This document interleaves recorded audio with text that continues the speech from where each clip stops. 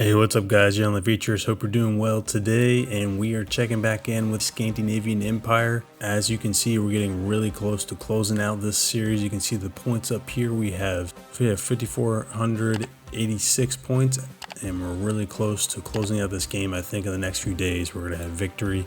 It looks like our Operation Viking has been a success. We have taken over the entire northern American continent very easily. My forces took the cities without any problems, really just fought some mercenaries and moving in and just taking Mexico and then Norway, landing and taking the rest of Central America. You can also see that we're taking the Caribbean islands here of Cuba, Haiti, the Dominican Republic, and Puerto Rico, which Norway is doing as well. And then as we go down here into the heart of South America, you can see that we've had some successful landings. This is Finland's land. He has landed in the Peruvian, Ecuadorian, and also northern Colombia lands, and he has had success landing his units here. He's got high-level stacks with armored fighting vehicles and motorized infantry just coming in and landing, along with some high-level strike fighters giving him support. So you can see that we got quite the operation going. We also have Romania's navy that has successfully helped us out, and the same stacks that I used to invade Mexico, I am now sailing them from Mexico City or Veracruz into northern Colombia and landing in these cities and helping out, closing out this war. And Colombia has basically been the country that has caused a lot of issues and just slowed down our progress. Been building a lot of mercenary bases, as you saw in the last episode. If you did watch, he was up here in Russia building mercenary bases and just spying them constantly. But you can see now that we have Russia and it's all ours again, and there's no Colombian lands here anymore. But going back to South America, I'll show you exactly what I'm doing. See here, I have a naval task force right here, just picking up any contacts. Nothing here, and he's just sitting here securing the area for these stacks to come through. A smaller stack of radar and mechanized infantry, followed by more mechanized infantry. Then my bigger stack all the way in the back with what I've been having with the tank destroyer, SAM launcher, and the mobile artillery. So they're going to land here, and they're going to come in and take the rest of these cities to help out get our points. I'm also landing in this city as well with more mechanized infantry. Ahead of them I have the Commando. This is the highest level Commando, level 3, and now you can see what exactly the sight range looks like when he's all by himself. You can see that massive sight range. Go back in the stats and check it out. So you can see that in all terrains except for mountains, it's 55 sight range. When he's in the mountains, 66, which is huge. And then you can see his defense modifications. It's a pretty diverse unit. Nothing in the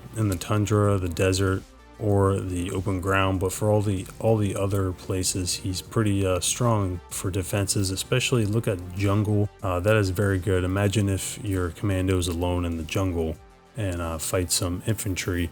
That's going to be a pretty good modifier to help him out. He's also got an anti-air ability against fixed wing and rotary wing aircraft. And now if you look at him, he actually has that same radius that the mobile air vehicles have, that red circle around him. He's going to be able to defend himself. So you can see he's going across.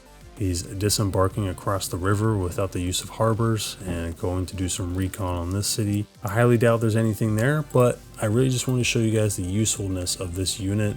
And remember, he's a stealth unit, so if he doesn't intersect with any other units, he's not going to declare war on that nation that you're doing some recon on. So very useful, but you want to keep an eye on him to make sure you don't see anything in his path that he's going to run into, and then there's going to be a war that'll break out. And that would be good for you, of course, because he's going to be deep in enemy lines, and that's obvious that you're planning to attack this nation. Now we go down here into Argentina. Not as much land conquered, but we've caused quite a bit of destruction, and that's mainly on Romania's stack that's now up in Colombia. Japan is down here. He's doing a little bit of landing, as well as Finland and Patagonia. He only has one National Guard supported by a decent stack of 2 cruisers. Japan's landed 1 stack here, taken 1 city, and he's supported by his navy. He's got another stack landing, just slowly coming in to the border. But he's not really meeting much resistance as he goes deeper in. There might be some more mercenaries that Colombia has created, but really I think this game is over, guys. We've had a successful ending to it. I think the turning point was when we defeated the African naval forces up here near the homeland, and then we're able to take on Africa, and then we were able to land in Mexico and the Northern American continent. We didn't really meet that much resistance at all on the ground. It was just some naval units that we had to take care of, and we have a massive navy, so no problem there, guys. I think this is the last video before the victory video. Any questions, guys, with Sweden, the Commando, one of the newer units that's in the season? Let me know. Have any questions about them? And if you have any other questions on all the other units in Conflict of Nations. So that is basically it, guys. I will catch you next time in the victory video. Looking forward to it, and thanks for the support, and I'll talk to you next time.